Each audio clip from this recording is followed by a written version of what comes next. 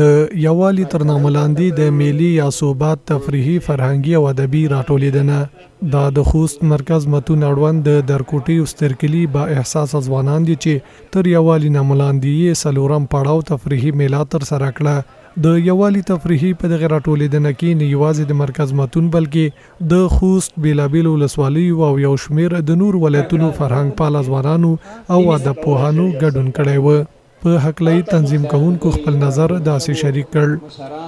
په دې ثبات کې مونږ تر 200 پورې میلمنو ته هم دعوت ورکړی و چې تاسې شهیدي حال په خپلو سترګو مو ولیدل د دې نه مو هدف دا ده په ټولنه کې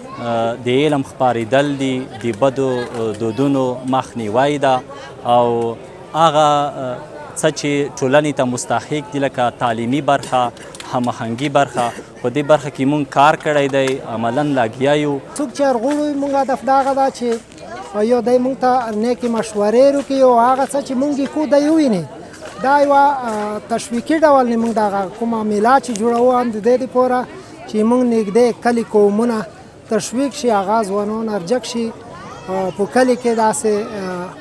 کورونه وکړي چې هغه د علم په برخه کې د کلي په مسایلو کې پورا ونډه واخلي په یاده تفریحي راټولېدنه کې لیکوالانو فرهنګ پالو او ویناوالو زیاته کړه چې داسې راټولېدنې د قومونو او خلکو ترمنځ یووالی او خپلمنځي مینه لا زیاتوي چې ورسره د پرمختګ باعث کیږي د دوی په وینا کوښښ د وشي څو د نورو سیمو او په کل کې د هیواد هر ګوټ خلک دې ته ورته د یووالي تفریحي او فرهنګي برنامې لا زیاتې ترسره کړي چې ورسره یو خوا خپلمنځي یووالی لا ډیر او له خپلو نیکونو او پلرونو څخه ورپاتې ګټور رسم او رواج ژوندي پاتې او وپالل شي. کله چې داسې ناستې منعقد کېږي هغه د دوستانو د ځوانانو د مشرانو په منځ کې مینه او محبت زیاتېږي دوی د زړونو نه هغه رخه کینه یا کمنیتي هغه له منځه ځي نو دا ډېر با ارزښته اقدام دی. د ځوانانو ترمنځ د یووالي په یاده تفریحي راټولېدنه کې د ورورۍ او مینې پاللو ورهخوا د شاعرانو له لوري د هیوادنۍ مینې یووالي ورورۍ او لا زیات متحد کېدو په پار شعرونه واورول شول. تر ځان په عمر شل کاله وړه تا ناسته وه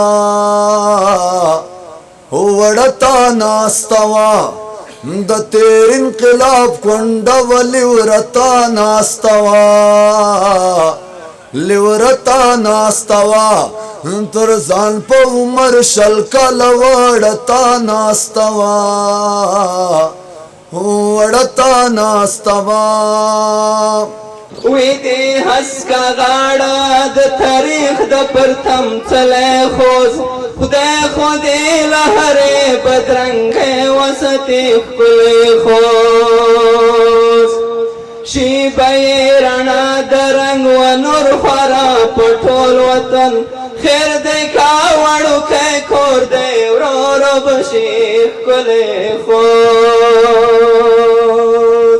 د یادولو د چې خوست یو له هغو ولایتونو څخه دی چې تل پکې د یووالي لپاره بیلابیل ډوله برنامې ترتیب کیږي چې خپلمنځي یووالی ورسره لا زیات او د بدو رواجونو مخنیونه کې هم مهم رول ادا کړی دی.